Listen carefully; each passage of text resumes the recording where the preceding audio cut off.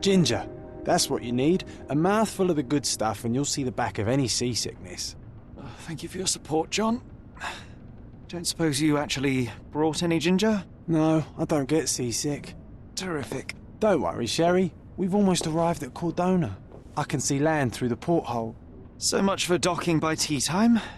The captain seemed more interested in his maids than in his maps. Oh, is Sherlock grumpy? Cheer up. We're back where we grew up. It's exciting. What's changed? What's the same? Ugh. I'm starting to question whether the weeks-long journey was worth it.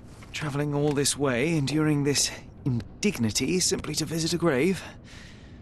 Even if it is my mother's.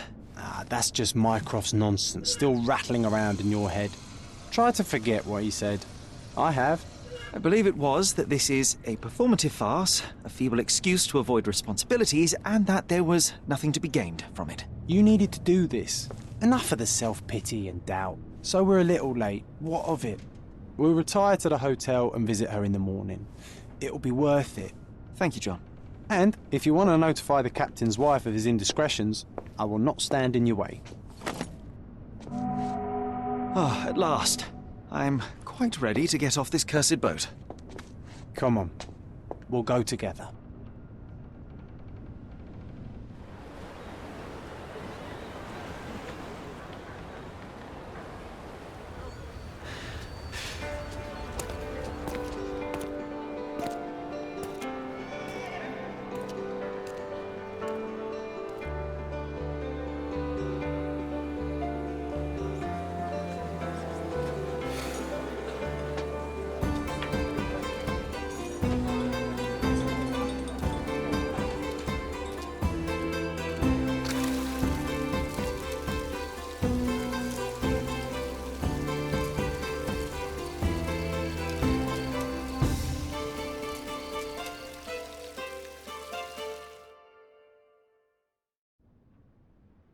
Hey, Sherry, come on, catch up.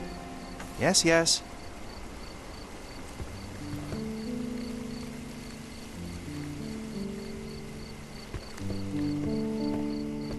Sherlock, don't get lost in this huge garden. Follow the sound of my voice.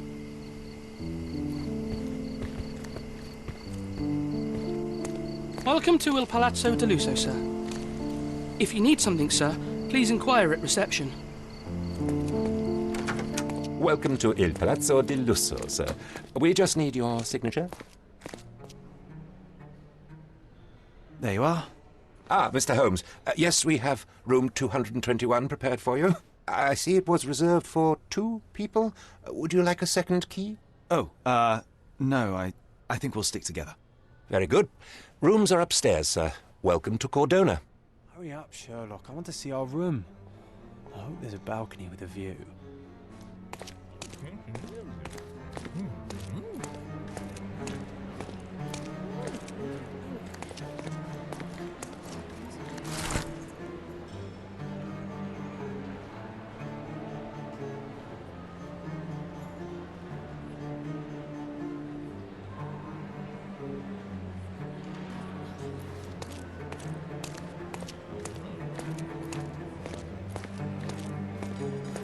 Would you like a drink, sir?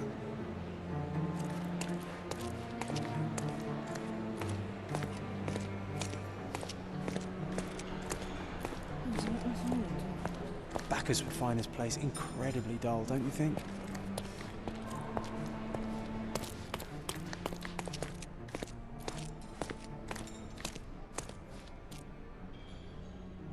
I apologise, sir, but your room is not yet ready.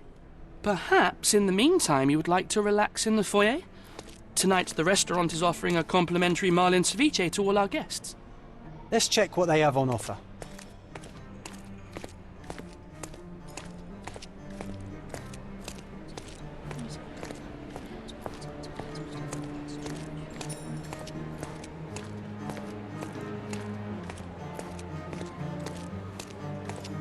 Hey, Sherry, just our luck.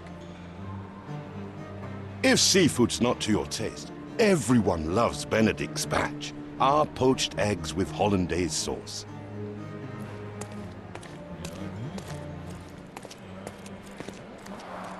A medium. John, haven't we been through this already? Come on, it's not like we've got anything better to do.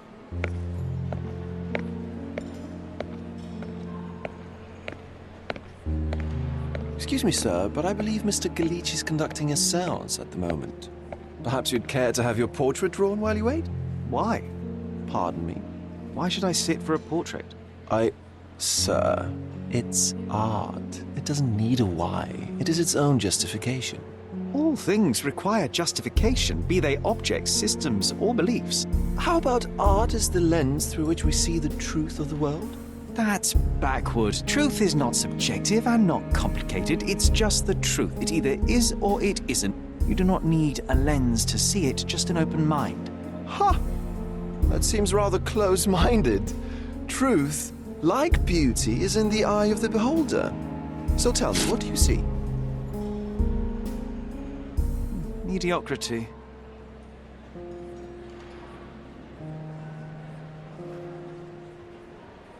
Come now, Sherry, what did he do to deserve that? The servant mentioned ceviche at the bar, Sherry. You should grab us some, and I'll find us a table. I'm starving.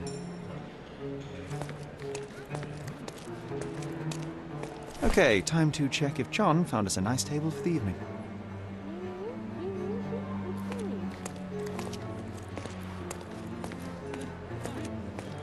Sherry, I'm over here with my new Ursine companion. Cordona's even quieter than I remembered. It's going to be a long evening. Ah, come now, Sherry. What say we amuse ourselves with a little game? What were you thinking? Oh, promise me it isn't nonsense. After being cooped up on that boat, I am itching for activity. No. As you can see, someone left a cane on our table. I simply thought you could identify its owner. Ah, so it is nonsense. It'll take me a minute, John, at most. Well then, you can deliver it to him as well. Deliver it to him? Then what are the staff here for? Aesthetics? Stubborn, Sherry, too stubborn. You wanted something to do. Slapping oneself in the face is also something to do. That doesn't make it worthwhile. But all right, let me take a look.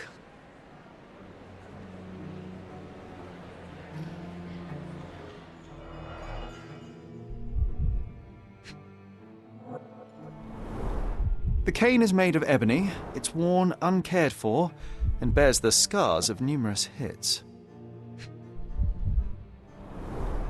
A crest depicting a bulb of garlic in a meadow, perhaps the Fielding family or Meadows, or Craven, from the Old English name meaning garlic place.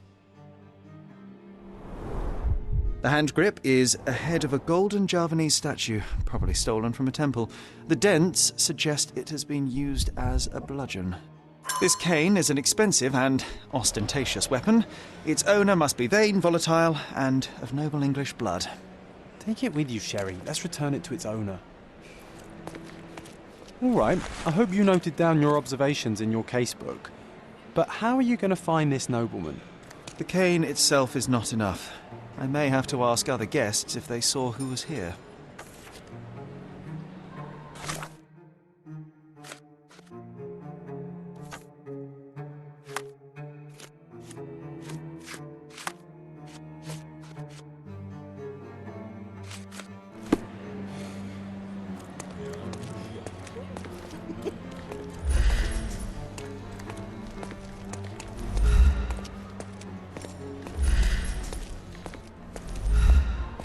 Could you help me?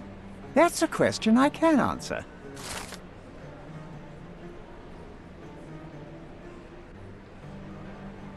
Well, even with your keen senses, Sherry, I doubt you'll find the cane's owner on your first try. And would you be confident enough to bet on it, my friend? Why not? Let's see how good you really are.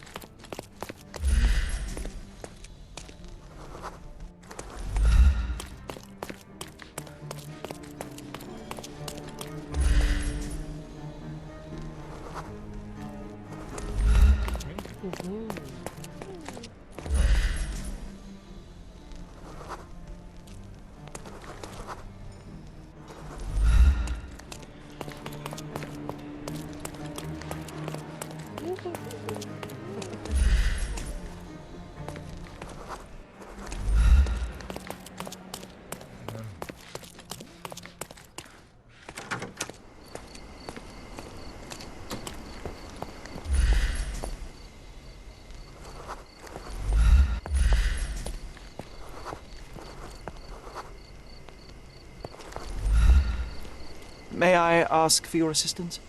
My dear fellow, you're talking to the right man.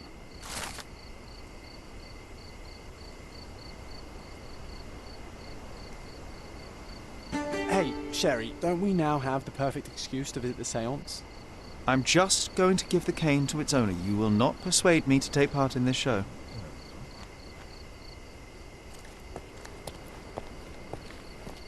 I didn't see the owner, Sherry, so I can't help you find him.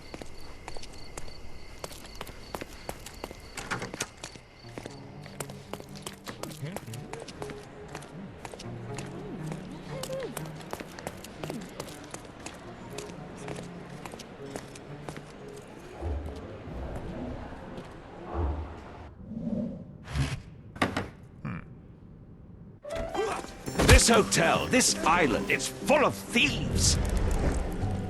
First my cane, now the diamond. Take your hands off me! Do you even know who I am?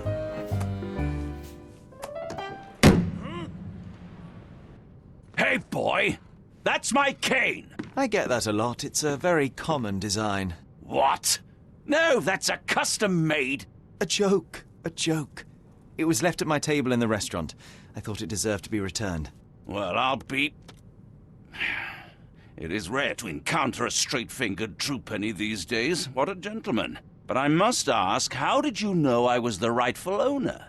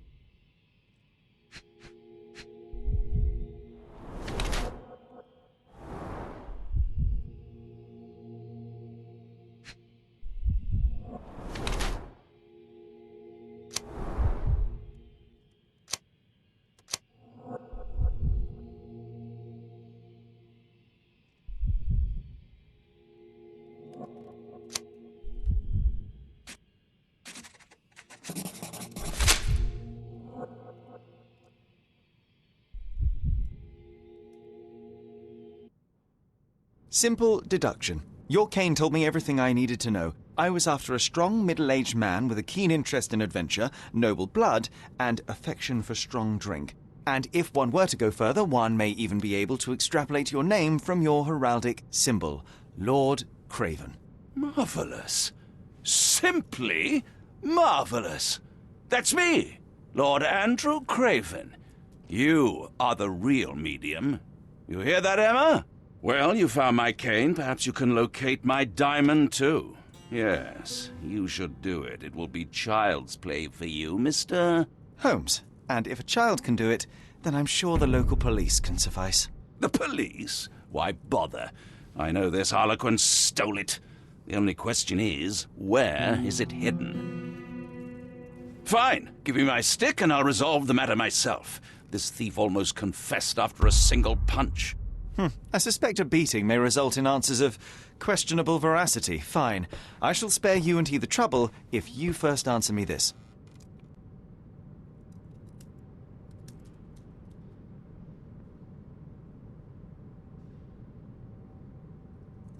How does a priceless diamond become the subject of a séance?